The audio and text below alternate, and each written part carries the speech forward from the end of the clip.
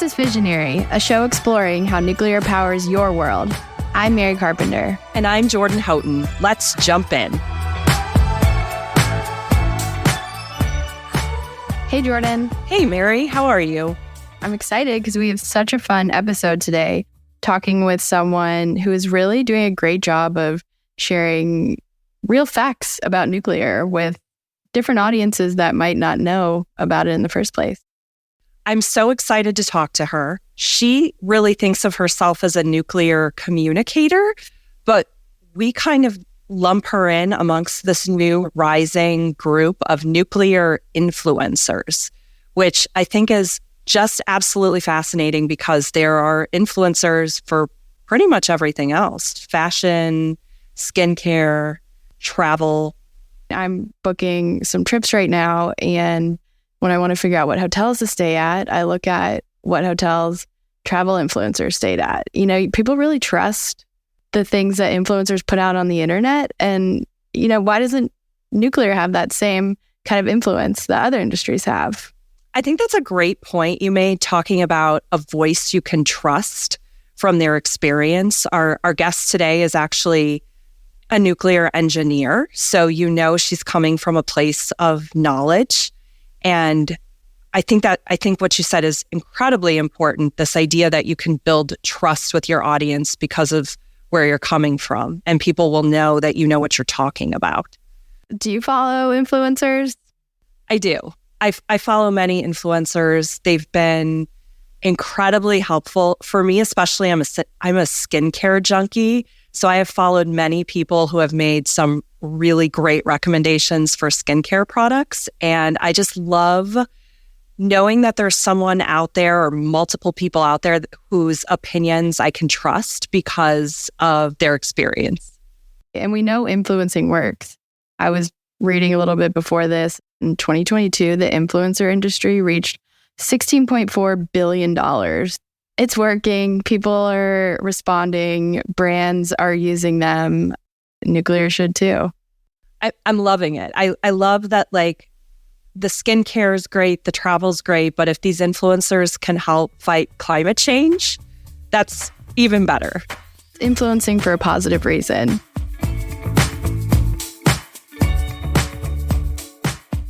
We are thrilled to welcome Jennifer Avellaneda to the podcast today.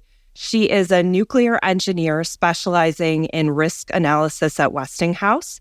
And she's also known, perhaps better known to some folks on social media, as Nuclear Hazelnut, where she focuses on educating and spreading awareness about the positives of nuclear energy.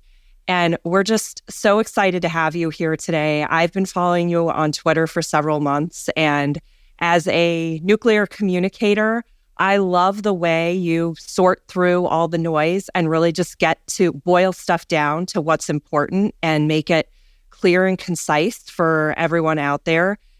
I'm hoping you can start by just giving us a little bit of background on yourself and how you got here. Thank you so much for the invitation. It's such an honor to be here with you all. I am currently working as a PRA engineer in the risk analysis department at Westinghouse Electric Company. But first of all, what is PRA? So it means probabilistic risk assessment. The nuclear engineers use it to assess the potential risk associated with nuclear power plants. The PRA engineers evaluate basically the likelihood of an accident or a certain incident happening, and also the possible consequences of such event, right? This type of methodology is also used internationally. Safety and risk are connected. And it's something really important and interesting surrounding the nuclear energy industry, because safety is ensuring that things don't go wrong, but risk is understanding what could happen if something goes wrong. So that's me in a nutshell. You've come onto social media to bring this messaging of safety and the importance of nuclear energy out to the masses. What made you want to do that? I believe nuclear science and nuclear technology is crucial for us to start addressing the world's energy needs while also mitigating a problem that we all share, which is climate change. As a nuclear communicator, or sometimes as people like to call me, a nuclear influencer, I wanted to contribute by creating a positive narrative around the nuclear energy. How? Well, by sharing accurate information, debunking myths, or even fostering open discussions or open conversations. And that's why I like to use Twitter. This is also very helpful to me because I aim to raise awareness about the many benefits and also safety that's behind of nuclear power, which is something mainly surrounding the industry and surrounding nuclear power plants and that topic. I do believe that influencing the public perception and promoting informed decision-making is essential for the future of nuclear energy, 100%. You're such a good person to communicate on these messages because you're in it every day. You're looking at risk, you're looking at safety. Tell us a little bit about kind of what your day-to-day looks like in your current job. Yeah, of course. As a day-to-day activities, this is a very interesting and funny role that I developed, to be honest. I wasn't 100% aware of what was probabilistic risk assessment until I was welcomed by my colleagues and the company that I currently work for, because we are working on many different areas at the same time. As I previously mentioned, we try to evaluate the likelihood of a certain event happening.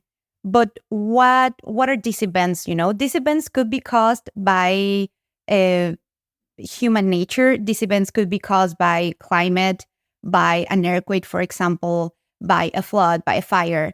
It could be human originated, or it could be just an accident coming from somewhere else. Every day we get numbers. We share that with the people working at the plant, and we have certain discussions on how to approach first the probability and secondly the consequences. And not only what would be our plan A. If that doesn't work, what would be the plan B, the plan C, and even the plan D?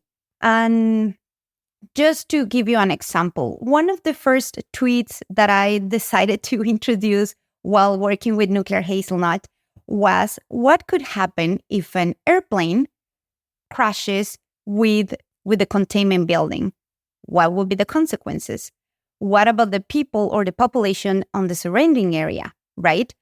And I developed this event, like what would happen, what would be the aerodynamics behind it, the science behind it, and the simple result.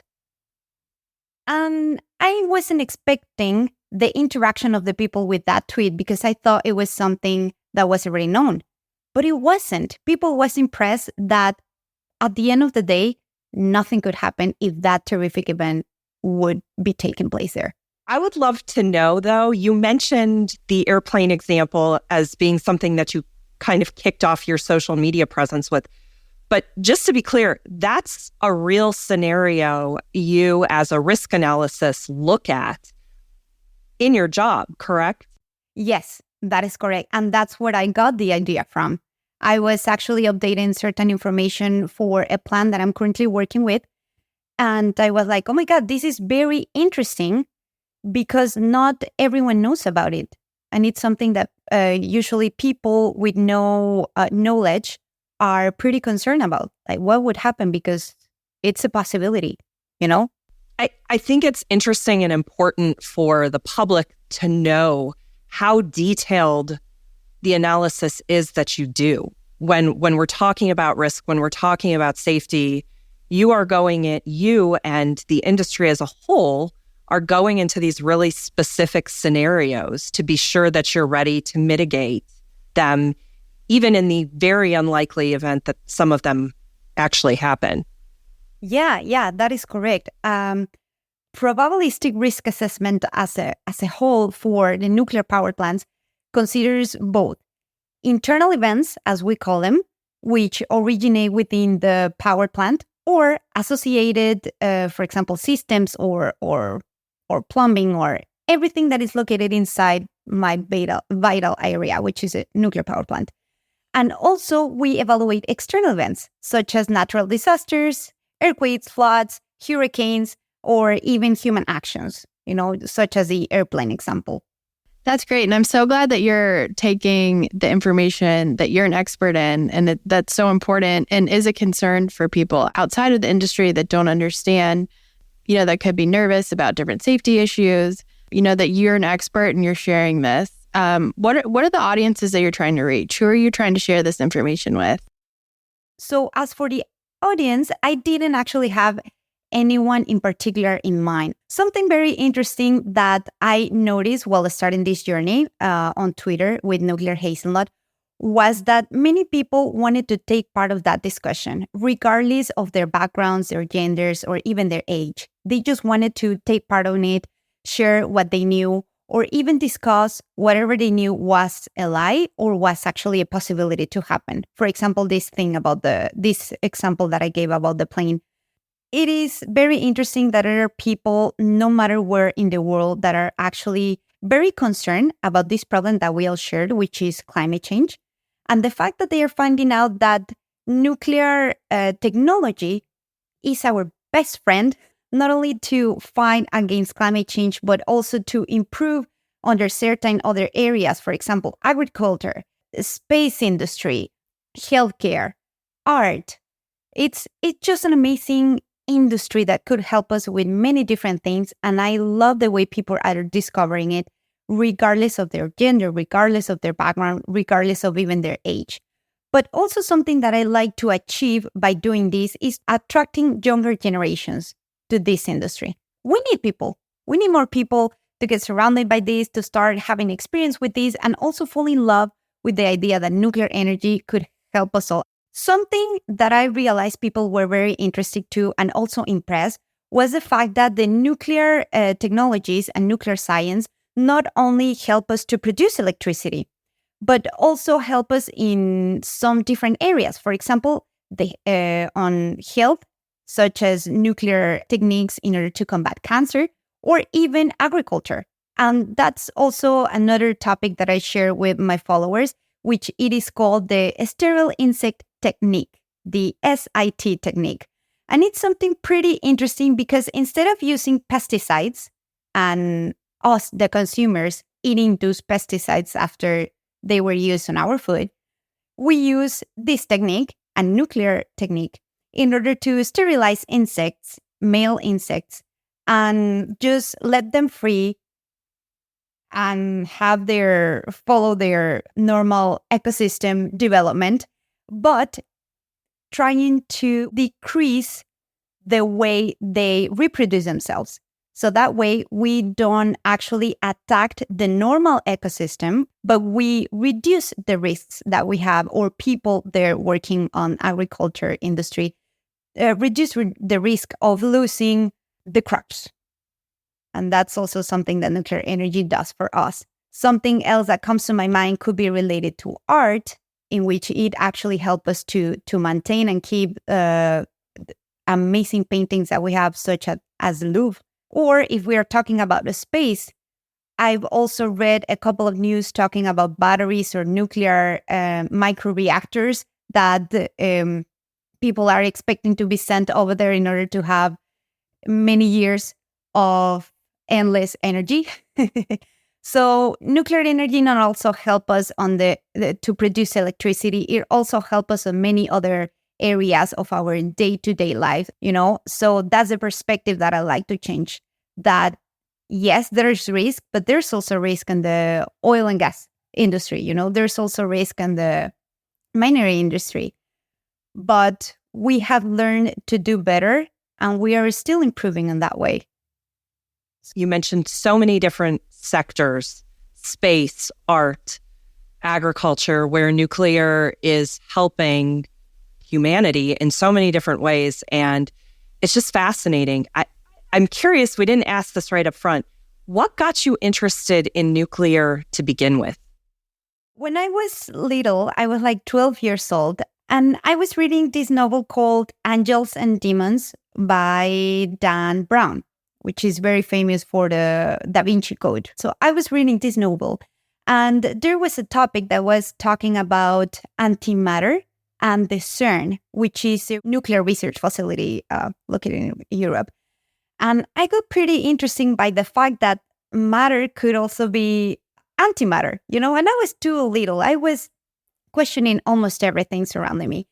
So when I decided to start doing a little bit of research about what was CERN and this specific research location, I started to reading more about what was nuclear techniques, nuclear energy, radiation. What is radiation? Nuclear operators, workers in the nuclear industry, which was mainly led by men, but that gender. And I was like, this is so interesting because so many current issues could be solved by this. So why aren't we using it as a society? And then I read Chernobyl, for example. One thing led to the other, and I did such an amazing research because of that specific book. And I ended up with an article, and I don't remember the author of this article, but it was talking about climate change. It was the first time I heard about climate change. And I remember asking my parents at the time, hey, what's climate change? And they were like, okay, we have an atmosphere and an ozone surrounding the earth. And this one is being damaged by our daily activities, but there's nothing we can do about it. And I was like, what about nuclear energy? I've read about it. And I remember the answer of my dad was like, no, it's too dangerous because of radiation. And then I said, Dad, but I just read that radiation is everywhere surrounding us. So what do you mean about dangerous? And that's when I realized that not only myself, but everyone needs to do a little bit of research in order to have an informed opinion and also an informed decision making, for example. So that's when I knew, since everyone surrounding me, including myself, were sharing the same issue, which was climate change, we needed to fight against it because I wanted to live longer and I want a safe planet for the people surrounding me. So that's when my interest in nuclear energy started, just because of a simple novel. That's a really fun book, by the way. Yeah. I love them both. Me too. I love Dan Brown. I love that that's where your love for nuclear started. That's amazing. How did you come up with the name Nuclear Hazelnut? We think it's so cute. We've Mary and I have talked about it so many times. We're like, it's just the cutest name. We love the name. Big fans. It's a very funny story. My last name is Avellaneda, which in Spanish sounds like avellana, which means hazelnut. So in English, of course. So some of my friends and family still call me Avellana as my nickname. So I just decided to pair it with the word nuclear and just translate it into English, nuclear hazelnut, and, to make it something mine from me. That it's so cute. And I love you have the little squirrel emoji that you pair with it sometimes. I mean, it's catchy. It's so wonderful and very memorable. I'm very glad to know that. I just decided to create a unique and memorable identity behind that account. I know your biggest following's on Twitter. Do you feel like that platform's the best way to reach kind of the audience that you're looking for? What's your theory behind that? I started with Twitter because I do have a personal account in which I share my thoughts, as everyone else. And that's where I saw the potential that Twitter as a social platform has. I also started using Instagram, but the tricky part about that specific social platform is that you need pictures. So sometimes there are a couple of ideas that not necessarily include pictures, and I cannot share it there. And if you share to like a long text, it wouldn't be as appealing as if you read it on Twitter. And I've also been asked a couple of times, to be honest, if I have a TikTok account, but I am not that good. So I'm really sorry for my followers. Probably in the near future, I'll consider it, but not right now. Yeah, TikTok's a whole new ballgame. I totally get that. It's a lot of video content. You have to be pretty confident with taking like a lot of selfie videos and talking to the camera a lot. I'm curious, while you've been on this adventure of communicating, what do you think works and what doesn't as far as getting the information out and how you do it? summarizing the numbers, summarizing the point that I want to actually make, and also including references. And that's something super important to me because many times you can read something on the internet, but you cannot find it somewhere. It's very important because they can do their own research. And as I've been telling you since the beginning, in order to have an informed opinion, you need to have the resources and both faces of the information, to put it that way. What content that you post performs the best? Could be like fun facts, something that people are currently questioning themselves, but haven't been able to find like the actual resources to read a little bit more about it. So yeah, kind of fun facts. For example, another one that comes to my mind is comparing radiation with bananas. Yeah, interesting. So that got a lot of engagement on Twitter. Yeah, absolutely. Any kind of fun facts that you could imagine. Yeah, I love things like that. Really, it helps people understand because it's something they can actually relate to. And it seems like that's a tactic that you use a lot. Yes, I think it's the best way to approach others because not everyone have experience or the same experience as I do with the industry. I also have noticed that you will share news. I'm going to use Ukraine as an example around the power plant there. And there's so much information coming out. And you've done a really good job of taking topics like that and retweeting something and just sharing what the main point is. Like everything is okay. There's no immediate risk. The fact is not everybody's going to read the 1,000-word stories. And so you kind of bring the lead back front and center for people to see. I'm presuming that's something that's intentional where you're looking, to bring the essence of something and put it in a sound bite. Do you find that works from a content perspective? Is that a strategy you use?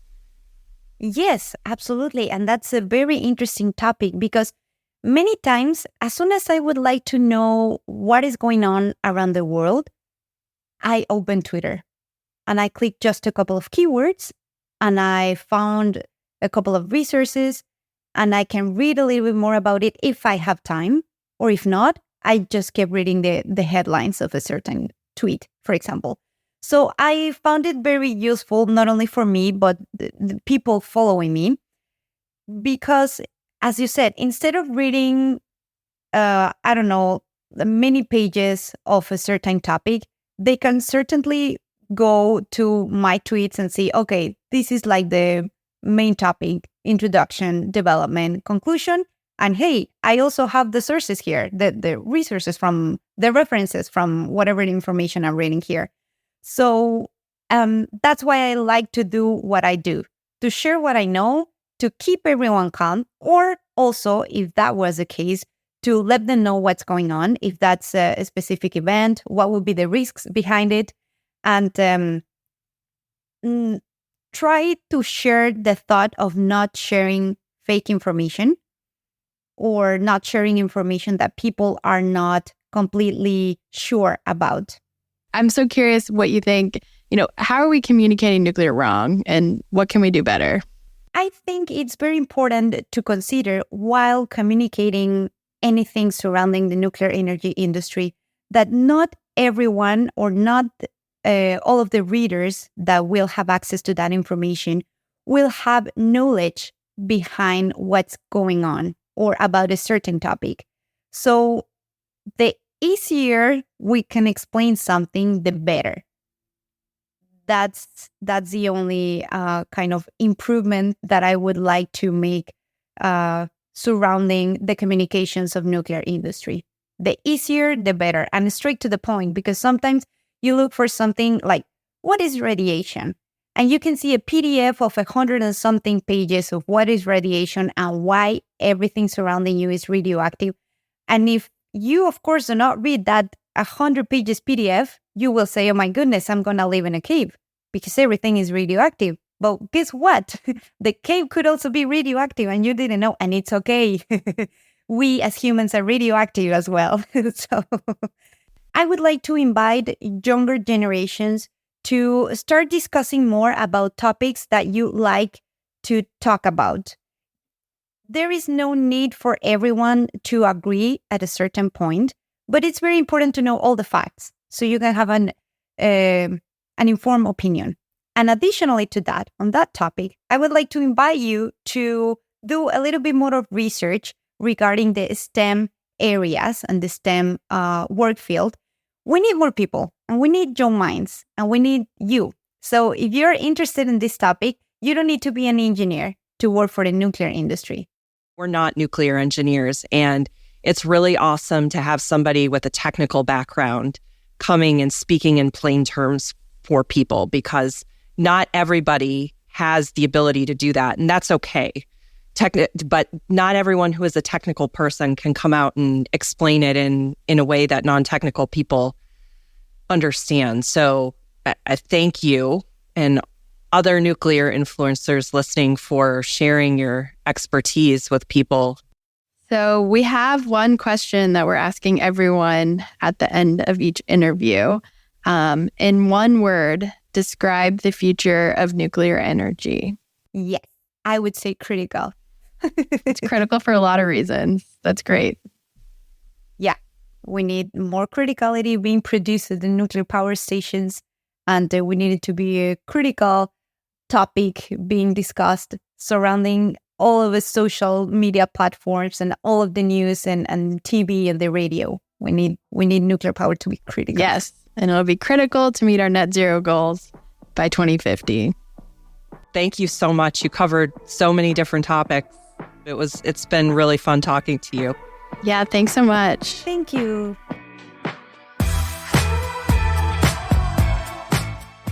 Thank you so much to Jennifer for chatting with us today. What a great conversation and an amazing guest. You can find her at Nuclear Hazelnut on Twitter.